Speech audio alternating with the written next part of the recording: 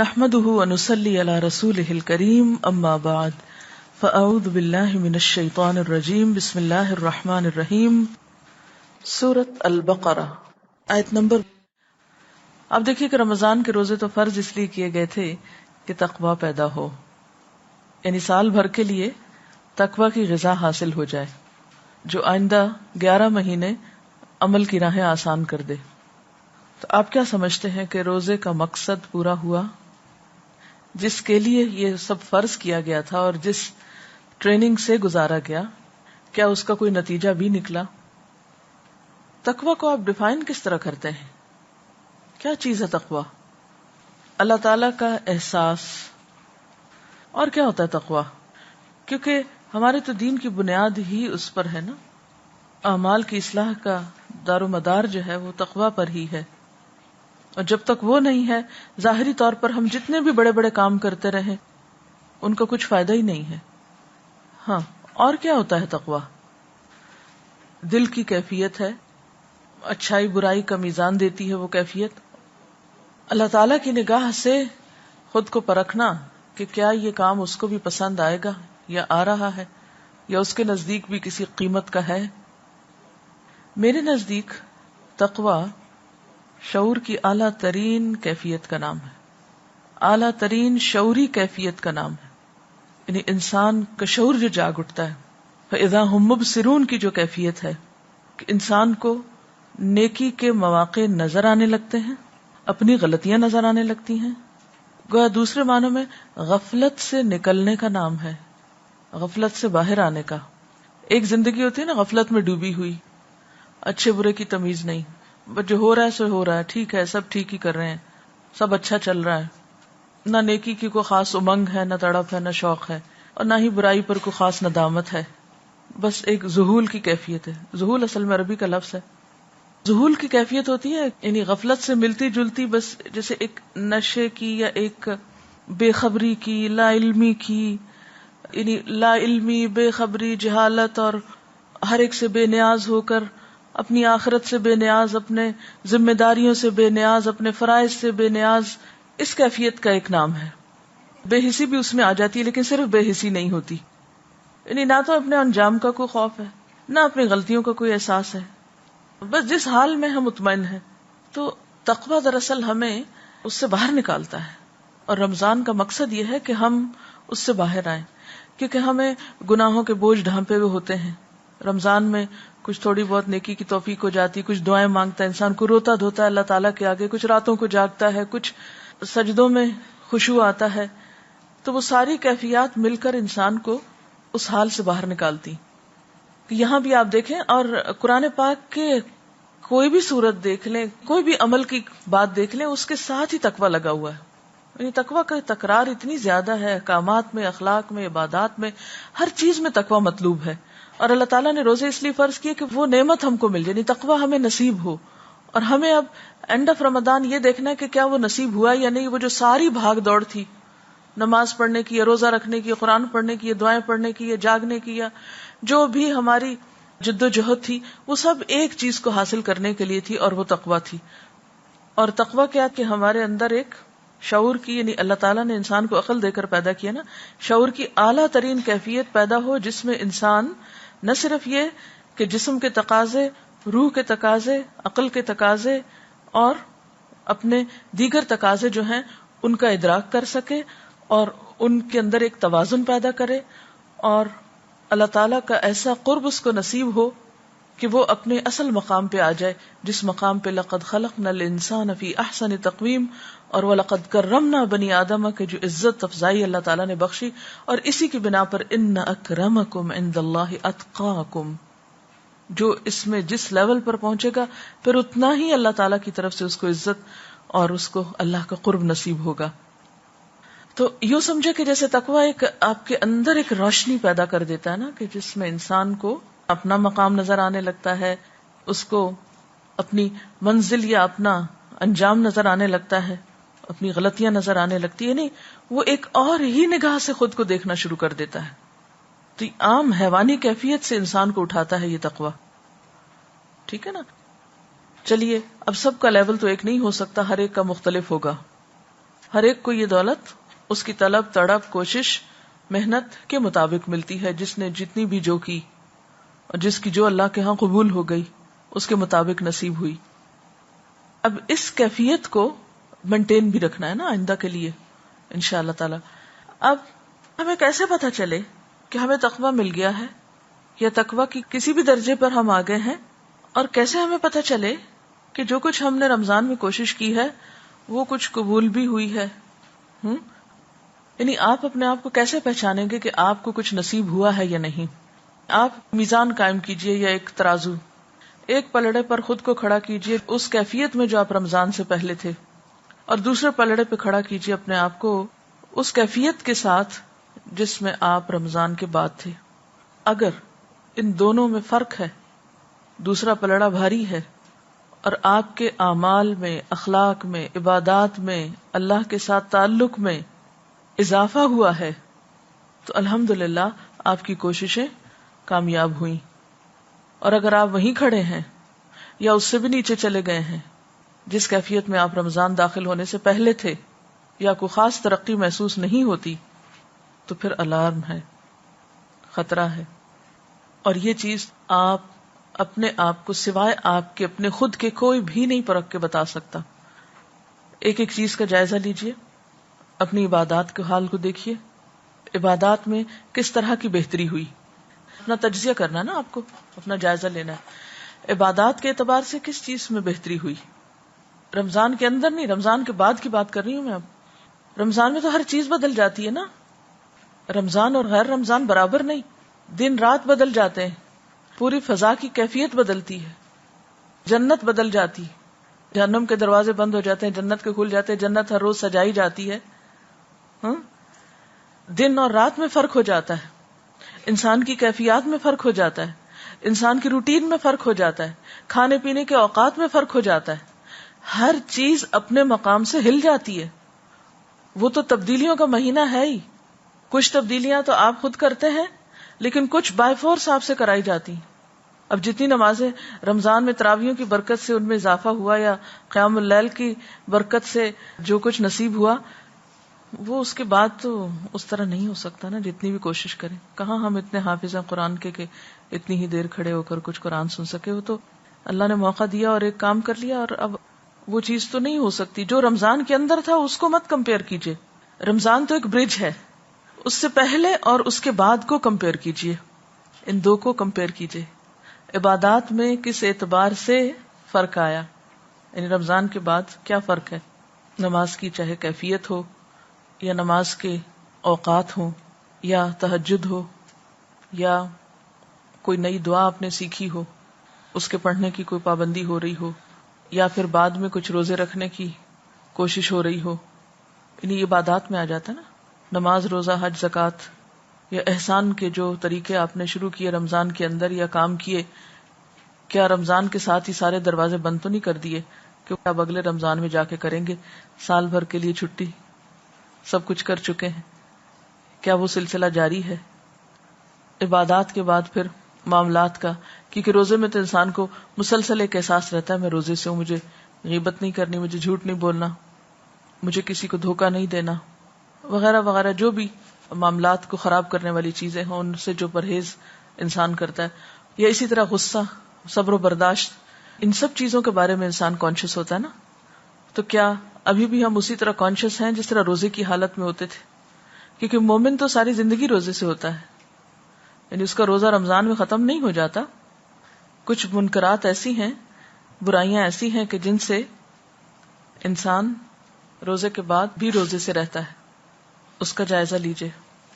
پھر اسی طرح اپنے احساسات، اپنے جو جذبات ہیں جو اللہ تعالیٰ کے لیے اور نیکی کے کاموں کے لیے، خیر اور بھلائی میں آگے بڑھنے کے لیے، ان کا کیا عالم ہے؟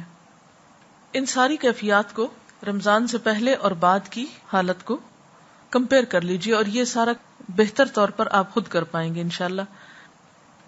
ایک اور چیز جس پر آج میں بات کرنا چاہتی ہوں وہ یہ کہ رمضان کے اس روٹین میں، اور خصوصاً آخری عشرہ اور آخری عشرے کی بھی آخری راتیں، بالکل پیک پہ انسان پہنچ جاتا ہے نا روحانیت کے، اس سے اگلے دن عید ہوتی ہے، ٹھیک ہے رمضان کے جانے کا غم ہے، دکھ ہے، تکلیف ہے، لیکن اللہ تعالیٰ نے عید رکھ دی، اب خوش ہو. اب بہت سے لوگ خوشی نہیں ہو پاتے، یا پھر خوش ہوتے ہیں تو وہ سب کچھ پچھلا اڑ کے چلا جاتا ہے کہیں اور، ہاتھ سے چھوٹ جاتا ہے. ایسے میں کیا کرنا ہے، کہاں آ کے رکنا ہے، اپنے اندر کس طرح توازن پیدا کرنا ہے کہ خوشی کے موقع پر خوش بھی ہوں اور ساتھ تقویٰ بھی پکڑے رکھیں، وہ بھی نہ چلا جائے، اور پھر خوشی میں اتنی دور تک نہ چلے جائیں کہ باقی سب کچھ بھول جائے. تو جب تک یہ توازن نہیں آتا اس وقت تک کامیابی نہیں ہو سکتی. 4 چیزوں میں توازن بے حد ضروری ہے. رمضان کی آیتیں ہی نکالی ہے، انہی کے حوالے سے تھوڑی سی بات کروں گی. یہاں آپ دیکھیے پہلی آیت میں تو روزے کی فرضیت کی بات ہے اور مقصد بتایا گیا لعلکم تتقون. پھر ایام معدودات گزر گئے، جن کے رہ گئے وہ دوبارہ رکھ لیں. اچھا، پھر شہر رمضان الذی انزل فیہ القرآن، یہ بھی ہو گیا. خوب خوب قرآن سے تعلق، اچھی اچھی خبریں، خوب خوب دورہ قرآن. اور اس کے بعد کچھ بےچارے مریض، مجبور، مسافر نہیں کرا سکے.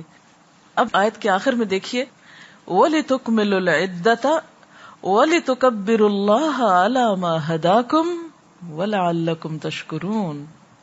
یہ ہے عید کا پیغام، یہ ہے عید کے بارے میں. دیکھیے کہ جب گنتی پوری ہو جائے نا، وَلِتُكْمِلُوا الْعِدَّةَ، گنتی پوری کرو. وَلِتُكَبِّرُوا اللَّهَ، عید کے دن صبح صبح تکبیریں پڑھو. عَلَى مَا هَدَاكُمْ، رمضان میں جو ہدایت ملی، قرآن کی نعمت ملی. یعنی ہر بشر پر کسی نہ کسی طرح کچھ نہ کچھ اس رمضان کی برکت سے اثر ضرور ہوتا ہے، کسی پہ زیادہ کسی پہ کم، لیکن ہر ایک کو کچھ نہ کچھ حصہ مل جاتا ہے. کوئی تراویح میں سن لیتا ہے، کوئی کہیں سن لیتا ہے، کوئی کسی طرح، کوئی کسی طرح. تو یہ جو علامہ ہداکم ہے، یہ خصوصی طور پر اس قرآن کی نعمت کے ملنے کے ذکر پر ہے نا. اسی آیت کے شروع میں جو ہے ہدی للناس وبینات من الہدی، دوبارہ پھر ہدایت کی بات، والفرقان. یعنی ایک تو تم نے روزوں کی گنتی پوری کر لی، دوسرے تم نے قرآن سے تعلق کے ساتھ ہدایت حاصل کی یا نیکی میں آگے بڑھے. تو اب عید کے دن کیا کرو؟ اللہ کی بڑائی بیان کرو اور شکر ادا کرو، منہ بسور کے ناشکری نہ کرو. کیونکہ بہت سے لوگ عید کے دن بھی آج تو دل ہی نہیں لگ رہا، روزہ ہی نہیں ہے، کیا عید اداسی لے کر آئی ہے، ایسی باتیں کرتے ہیں. ایسی باتیں نہیں کرنی چاہیے. کتنا بڑا امتحان ہے نا، پوری روحانیت میں ڈوبے ہوئے ہوتے ہیں. اب اچھے کپڑے پہنو، اچھا کھانا پکاؤ، گھر سجاؤ، عید پڑھنے جاؤ، ملاقاتیں کرو، مہمانوں کو سرو کرو. وہ کیا ہوا، میں صبح اٹھتی تھی، کیا روٹین تھی، کیا سہانے دن تھے، سب گزر گئے. سوگ منا رہے ہیں بیٹھ کے. بہت سے ریلیجس لوگ، دیندار لوگ جب دین کا یہ نمونہ پیش کرتے ہیں تو گھر والے بھی اوفینڈ ہونے لگتے ہیں اور رشتہ دار بھی پریشان ہونے لگتے ہیں. پھر وہ کہتے ہیں توبہ ہماری ایسے دین سے جو ہم اس کے قریب آئیں. یہ تو معلوم نہیں کیا عجیب مخلوق بن گئے. اور پھر ہم خود روحانیت میں ڈوبے ہوتے ہیں تو بچوں کا حق بھی مار دیتے ہیں، ان کو بھی کپڑے نہیں بنا کے دیتے، یا ان کو بھی مہندی نہیں لگاتے. یہ نہیں کرنا. عید کو عید سمجھنا ہے. اگر آپ دیکھیں کہ اسلام میں خوشی منانے کا جو تصور ہے وہ کیا ہے، مومن کے لیے کوئی غم ایسا غم نہیں دنیا کا کہ جس میں وہ ڈوب کر باقی اللہ کے فرائض بھول جائے. کوئی خوشی ایسی خوشی نہیں کہ جس میں وہ اپنے رب کو بھول جائے، جس میں اپنی ذمہ داریوں کو بھول جائے. ہماری عید بھی رب کی رضا کے تابع ہے نا. وہ کہتا ہے اب خوش ہو جاؤ، تکبیریں پڑھو، شکر ادا کرو، کھاؤ پیو، روزہ رکھنا آج منع ہے. یعنی عید کا دن وہ دن ہے کہ جس میں روزہ رکھنا بائی آرڈر منع ہے. نہیں رکھ سکتے روزہ، ورنہ میرے خیال ہے ہم میں سے آدھے لوگ تو ضرور ہی رکھ لیتے کہ نہیں چھوڑ سکتے، آج اتنی عادت پڑی ہوئی ہے. وہ یعنی اللہ کا ڈر ضروری ہے سب کچھ، لیکن نبی صلی اللہ علیہ وسلم کا اسوہ حسنہ اب آپ دیکھیے. باقاعدہ عید منانا کب شروع ہوئی؟ مدینہ میں. ٹھیک ہے نا. مدینہ کے حالات کیسے تھے؟ 10 سال مدنی زندگی کے کیسے گزرے آپ صلی اللہ علیہ وسلم پر؟ کوئی سال ہے جس میں جنگ نہ ہوئی ہو؟ اگر ہم یہ کہیں یا ہمارے خطیب حضرات یہ کہیں کہ دیکھو امت مسلمہ پر کیا گزر رہی ہے، فلسطین پہ کیا گزر رہی، کشمیر پہ کیا گزر رہی، اور تم عید منا رہے ہو بیٹھ کے، کیا حق پہنچتا ہے تم کو عید منانے کا؟ تو کیا جواب دیں گے؟ آپ کہیں گے ہاں واقعی کوئی حق نہیں ہم کو پہنچتا۔ نبی صلی اللہ علیہ وسلم نے مدینہ میں ہر سال عید سیلیبریٹ کی، حالانکہ مسلمان تکلیف دہ ترین حالات سے گزرتے تھے۔ اصل میں یہ جو اطاعت کا کانسیپٹ ہے نا، سر تسلیم خم کر دینے کا، اللہ تعالیٰ آپ کا حکم ہے اس وقت میں خوش ہوں، اچھے کپڑے پہنوں، میں خوش ہوں، اپنی مرضی کے خلاف جانا ہے نا، یہی تو اطاعت ہے۔ راتوں کو رو رہے ہیں، قیام اللیل میں رو رہے ہیں، دعائیں مانگ رہے ہیں، سجدوں میں پڑے ہوئے ہیں، اور اگلی سویرے اٹھ کے ہنسو مسکراؤ، یہ کیا بات ہوئی؟ کتنا مشکل ہے۔ یہی تو اسلام ہے۔ اذ قال له ربه اسلم قال اسلمت لرب العالمین۔ آپ اس کیفیت سے اس میں لاتے ہیں، میں آ رہا ہوں۔ یہی تو نفس کا امتحان ہے۔ آپ کو پتا ہے کہ جو کام بھی انسان زیادہ کرنے لگتا ہے نا، اس میں نفس کو لذت آنے لگتی۔ آپ کوئی بھی کام جب شروع کرتے ہیں، مثلا قرآن پڑھنا شروع کرتے ہیں، آپ کو مشکل لگتا ہے، جب پڑھنے لگتے آپ کو مزہ آنے لگتا ہے، پھر آسان ہونے لگتا ہے، پھر وہ نفس کے لیے راحت بن جاتی ہے، پھر انسان بڑا خوش ہونے لگتا ہے اس میں۔ اب ساتھ ہی کیا حکم آ جاتا ہے؟ بس کافی، اعتدال، حد ختم، رک جاؤ۔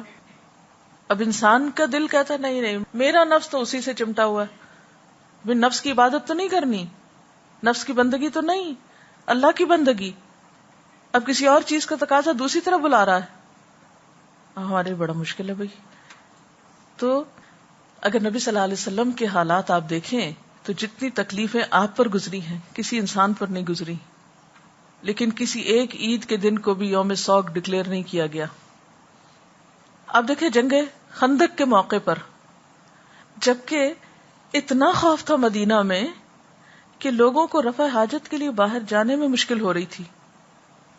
غزوہ احزاب کہ ہنالک ابتلی المؤمنون وزلزلوا زلزالا شدیدا اذ بلغت القلوب الحناجر وتظنون باللہ الظنونا، سخت ترین آزمائش تھی اس موقع پر، اور سب اہل مدینہ کی، یعنی باقی جنگوں میں تو جو جاتے تھے میدان جنگ میں ان کی آزمائش تھی نا، تو غزوہ احزاب میں تو مرد، عورتیں، بچے، بوڑھے، جوان، جو کوئی مدینہ کے اندر تھا، سب پر شدید امتحان تھا، کیونکہ سب ان فوجوں کی زد میں تھے نا، کسی وقت کوئی تیر اندازی شروع کر دے۔ وہ تو اللہ کا ایک خاص کرم ہوا کہ جنگ نہیں ہوئی، ورنہ سخت ترین موقع تھا مدینہ پر اس وقت۔ اور اس وقت آپ کو معلوم ہے کہ ایک نہیں دو پتھر آپ صلی اللہ علیہ وسلم کے پیٹ پہ بندھے ہوئے تھے، اور جب خندق کھودتے وقت وہ پتھر نہیں توڑ پائے صحابہ کرام، تو آپ نے جب اس کو توڑنا چاہا تو آپ کو معلوم ہے اس موقع پر آپ نے اتنے سخت تکلیف کے موقع پر کیا فرمایا تھا؟ خوشخبریاں دی تھیں، پیشن گوئیاں کی تھیں، روم اور ایران کے فتح ہونے کی خوشخبری کہ میرے سامنے دنیا لپیٹ کر رکھ دی گئی، جہاں جہاں میری امت پہنچے گی خوشخبری ہے تمہارے لیے۔ صلح حدیبیہ، انا فتحنا لک فتحا مبینا، کہاں اتنا شدید قسم کا جذباتی دھچکا، واپس جاؤ، کوئی عمرہ نہیں۔ اور واپسی پہ سورت نازل ہو رہی، انا فتحنا لک فتحا مبینا لیغفر اللہ لک ما تقدم من ذنبک وما تأخر، اور پھر کتنی ساری نعمتوں کا ذکر آگے، سب جذباتی طور پر چور ہو چکے ہیں، وہاں خوشخبریاں سنائی جا رہی ہیں۔ یہ ہے ہمارا دین، یہ ہے اس کی ٹریننگ، یہ ہے اصل تربیت، کہ ایک چیز کو لے کے بیٹھ نہیں جانا۔ آپ دیکھیں کہ آپ صلی اللہ علیہ وسلم سے بڑھ کر قیام اللیل کسی کا ہوتا تھا؟ آپ سے طویل نماز کسی کی ہوتی تھی؟ آپ سے زیادہ طویل سجدے کسی کے ہوتے تھے؟ طویل رکوع کسی کے ہوتے تھے؟ نہیں۔ اور آپ کا اپنی ازواج مطہرات کے ساتھ کیا تعلق تھا؟ کیا کسی ایک کا حق بھی کبھی مارا تھا آپ نے؟ جب قرآن میں آیا کہ جس کو چاہو اپنے پاس رکھو، جس کو چاہو تم الگ کر دو، جس کے ساتھ جیسے چاہو سلوک کرو، تم پہ کوئی مواخذہ نہیں، نہیں عدل کرتے، نہ کرو، کوئی پوچھ نہیں۔ لیکن اس کے باوجود آپ کا معاملہ کیا تھا اپنی ازواج کے ساتھ؟ آپ گھر میں کیسے ہوتے تھے؟ حضرت عائشہ کیا بیان فرماتی ہیں؟ آپ گھر میں ہوتے تھے، اب بالکل ایک عام انسان کی طرح گھر کے اندر ہنسی مذاق کر رہے ہوتے تھے، گھر کے کام کاج میں حصہ لے رہے ہوتے تھے، اور ادھر اذان ہوئی، ادھر آپ اجنبی ہو گئے. کتنا مشکل ہے کہ عین دنیا کے اندر ہوتے ہوئے اللہ تعالیٰ نے بلایا تو چل دیے. سوئچ اوور ہونے میں کتنی دیر لگی، ایک سے دوسری کیفیت میں جانے کو کتنی دیر لگی. یہ ہوتا ہے مومن. جمعہ کی نماز، جمعہ کی اذان آئے، سب چھوڑ دو. فسعوا الی ذکر اللہ وذروا البیع، آگے مسجد. فاذا قضیت الصلاۃ، خطبہ سنا، بڑا روحانی تسکین ہوئی، سب ہوا. اب کیا ہے؟ فاذا قضیت الصلاۃ فانتشروا فی الارض، جاؤ کاروبار کرو، پورے دن کی چھٹی کوئی نہیں، جاؤ کماؤ، اپنے کام کرو. یہ ہے ہمارا دین. تو جب تک ہم اعتدال نہیں سیکھیں گے کس کس چیز میں، جسم کے تقاضے، روح کے تقاضے، عقل کے تقاضے، جذبات کے تقاضے، ان چار چیزوں میں جب تک اعتدال نہیں ہوگا، نہ یہ زندگی کامیاب ہو سکتی ہے اور نہ اگلی. کامیاب ہونا ہے تو ان چار چیزوں کے تقاضوں میں بیلنس قائم کرنا ہے. پہلی چیز ہے جسم کے تقاضے. اب مزید آپ خود بھی غور کر سکتے ہیں، میں ہلکی ہلکی آپ کو راہ دکھاتی ہوں سوچنے کی، پھر آپ مزید خود سوچتے رہیے. جسم کے تقاضے، نہ تو اپنے آپ کو اتنا بھوکا رکھیں کہ آپ کی کمر ٹوٹ جائے، اٹھ کے بیٹھنا محال ہو، رنگ پیلا ہو جائے اور اتنے لاغر نظر آئیں، نہ سوئیں نہ کھائیں نہ پیئیں کہ آپ کسی کام کے لائق نہ رہیں. یہ نہیں ہمارا دین سکھاتا ہمیں. اتنا کھاؤ، اتنا آرام کرو کہ جس سے تم ایک طاقتور انسان ہو کر کام کر سکو. اسی طرح عقل کے تقاضے یا عقل کی ضروریات، عقل کی ڈیمانڈ، کہ انسان اپنی عقل کو، انٹلیکٹ کو مسلسل جلا بخشے. جسم کی طاقت کے لیے انسان کھاتا پیتا ہے.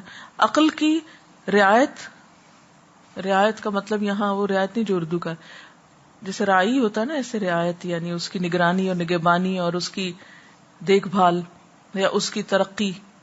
اس کے لیے کیا کرو؟ علم، علم کا حصول، ریڈنگ، علمی مجالس میں بیٹھنا، علماء کے پاس بیٹھنا، یہ عقل کو جلا بخشتا ہے. اب ظاہر اس وقت اگر آپ گھر بیٹھے ہوتے تو آپ کی عقل اس طرح کام نہ کر رہی ہوتی جس طرح اس وقت کر رہی ہے.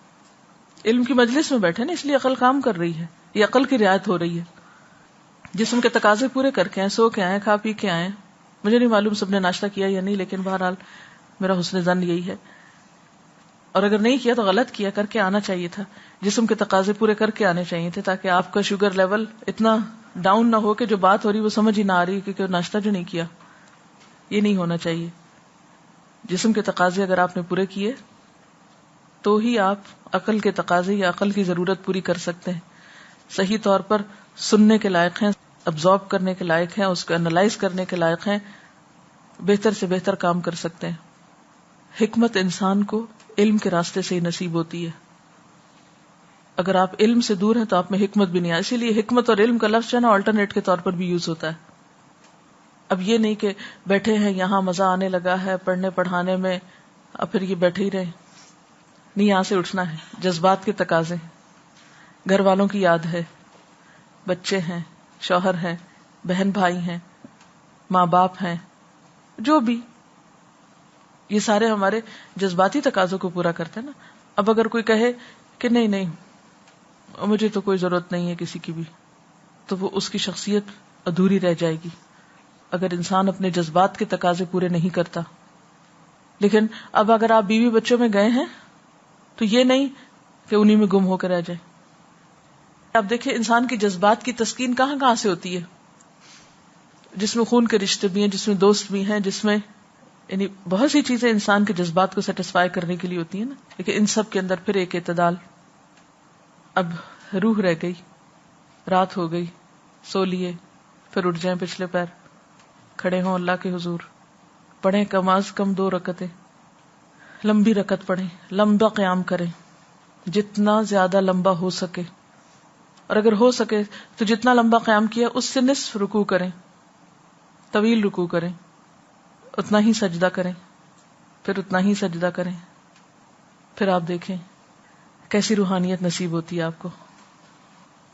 پھر اٹھیں، کھائیں، پیئیں، پھر عقل کے تقاضے پورے کریں، پھر جذبات کے کریں، پھر روح کے کریں. یہ ٹائم ٹیبل ہونا چاہیے آپ کا.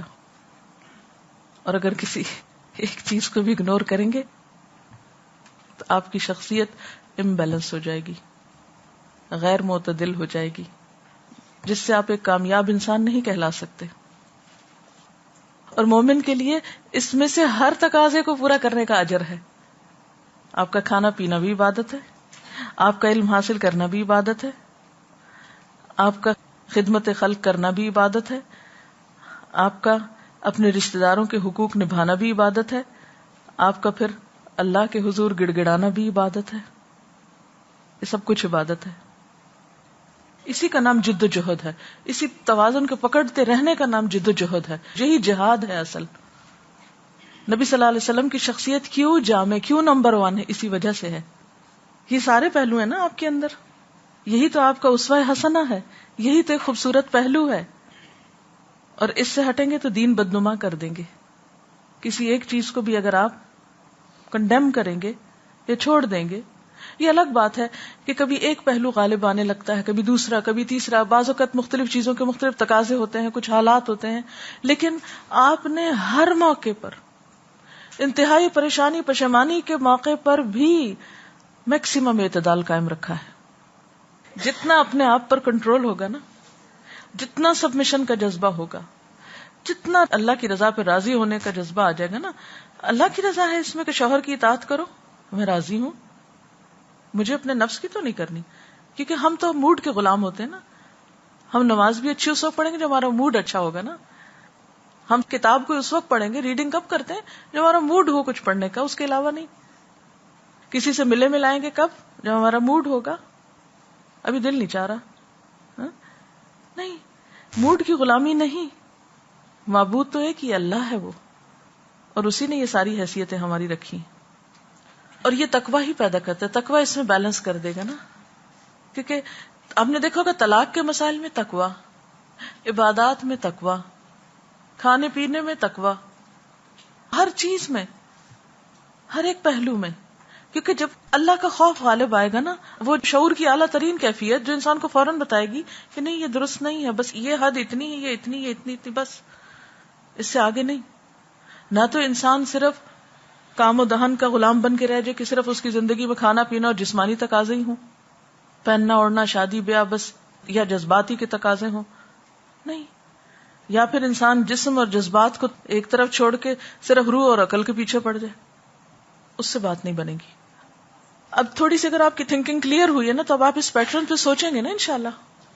مثلا دن کو آپ ان حصوں میں بانٹ لیجئے، یا پھر آپ مینٹلی اس میں لے آئیے اپنے آپ کو کہ ہاں مجھے یہ بھی کرنا ہے، یہ ضروری ہے، یہ ضروری ہے، یہ کرنا لازم ہے، یہ کرنا ثواب ہے، یہ کرنا باعث اجر ہے. تو پھر آپ دیکھیں گے کہ ہر ایک کو ڈھلنے میں مشکل نہیں ہوگی. جب ہمارا بیلنس بگڑتا ہے نا ہماری سوچ کا، سب سے پہلے تو کہ جس میں ہم کچھ کاموں کو زیادہ کار ثواب سمجھ لیتے ہیں اور کچھ کاموں کو ہم بیکار سمجھ لیتے ہیں، تو پھر اس سے کیا ہوتا ہے کہ پھر ہم کچھ کاموں کے قریب بھی نہیں پٹکتے اور کچھ کو ہم اپنے اوپر بہت حاوی کر لیتے ہیں. جب دنیا میں ہوتے ہیں خوب دنیا میں ہوتے ہیں، جب دین میں آتے ہیں بالکل ہی دنیا چھوڑ بیٹھتے ہیں. تو یہ اگرچہ مشکل ہے لیکن حدود میں رکھ کے ممکن ہے. اور پھر اصل چیز تو اسوہ حسنہ ہے، وہاں دیکھتے جائیے کیا ہوا، سب کچھ ٹھیک ہو جائے گا. اوکے. سبحانک اللہم و بحمدک نشہد ان لا الہ الا انت نستغفرک و نتوب الیک. والسلام علیکم و رحمۃ اللہ وبرکاتہ.